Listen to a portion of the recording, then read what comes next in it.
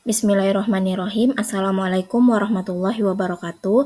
Sebelumnya perkenalkan, nama saya Dilma Ayu Khairani dengan NPM 22082260175. Pada kesempatan kali ini saya akan membahas salah satu topik dari blok obstetri, yaitu DM gestasional. Jadi DM gestasional ini adalah intoleransi glukosa dengan onset atau pengenalan pertama pada saat kehamilan, atau bisa dibilang DM yang terdiagnosa atau terdeteksi pada saat ibunya itu sudah hamil. Kemudian untuk etiologi atau penyebabnya sendiri itu adalah disfungsi sel beta pankreas dan juga resistensi insulin akibat pelepasan hormon plasenta. Kemudian untuk manifestasi klinisnya, jadi GDM atau DM gestasional ini itu tuh memiliki gejala yang hampir sama dengan DM pada umumnya, yaitu memiliki 4 gejala yang umum atau yang khas, yaitu 4P, poliuri, banyaknya buang air kecil, kemudian polidipsi, banyaknya minum, dan polifagi itu banyak makan. Banyak di sini dalam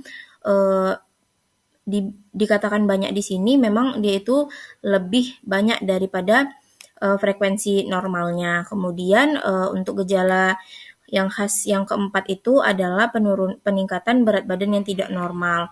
Memang biasanya pada ibu hamil itu akan mengalami peningkatan berat badan, tetapi normalnya pada ibu hamil itu hanya berat badannya hanya meningkat 10-15 kg.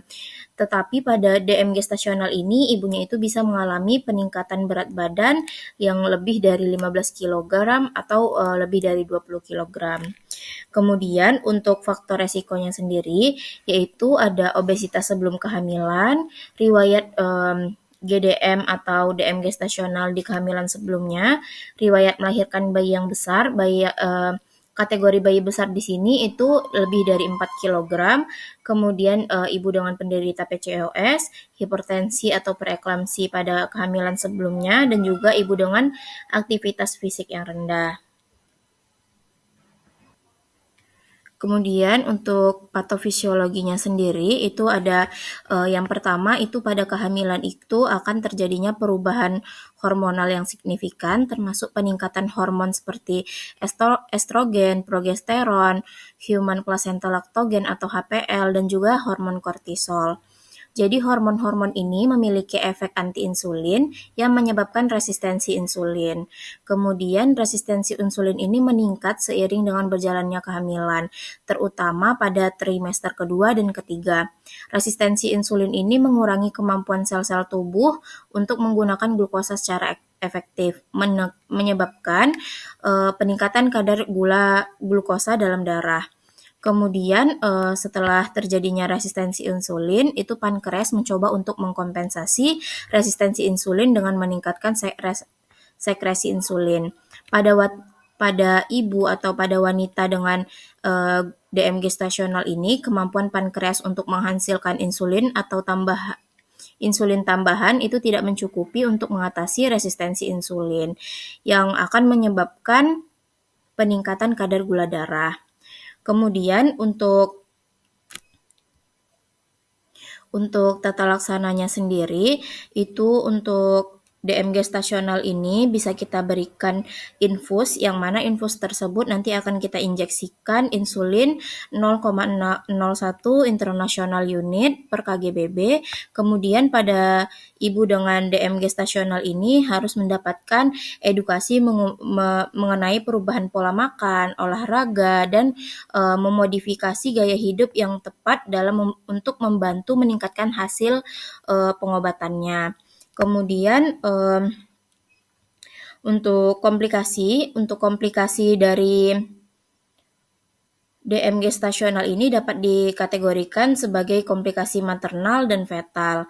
Jadi komplikasi fetal atau pada janinnya itu meliputi makrosomia, hipoglikemia neonatal, polisetemia, distosia bahu, hiperbilirubinemia, sindrom gangguan pernafasan neonatal, dan juga peningkatan mortalitas perinatal.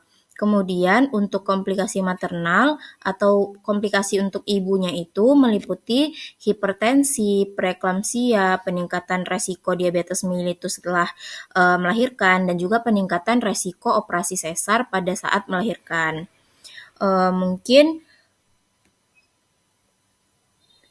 untuk pada pemeriksaan fisik dan juga penunjangnya, pada pemeriksaan fisik nanti akan kita jumpai peningkatan indeks massa tubuh yang tidak normal, kemudian bisa kita jumpai hipertensi dan juga bisa kita jumpai edem pada ekstremitas baik yang ekstremitas atas maupun ekstremitas bawah.